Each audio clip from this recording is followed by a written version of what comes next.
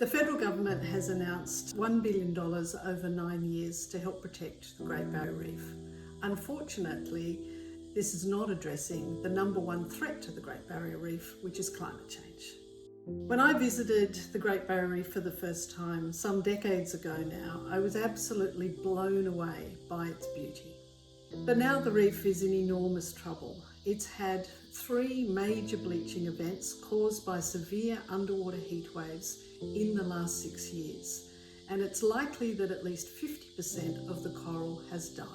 And this summer, we can already see signs of bleaching in some parts of the reef. The way the world is travelling now with climate change, we will go over 2 degrees of global warming. If we get to over 2 degrees, it's been estimated that about 99% of the world's coral reefs, including the Great Barrier Reef, will be doomed. Essentially, the government has promised more taxpayer funds to protect the reef from the very industries it continues to prop up. It's like putting band-aids on a broken leg. The main thing we need to do to avert absolute catastrophe is to rapidly and deeply cut fossil fuel emissions this decade.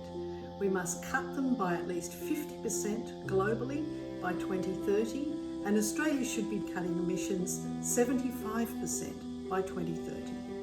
We can still help protect the reef for future generations so that they can see the beauty that we've experienced. But we have to act urgently on the major threat to the reef, which is climate change. There is no time to waste.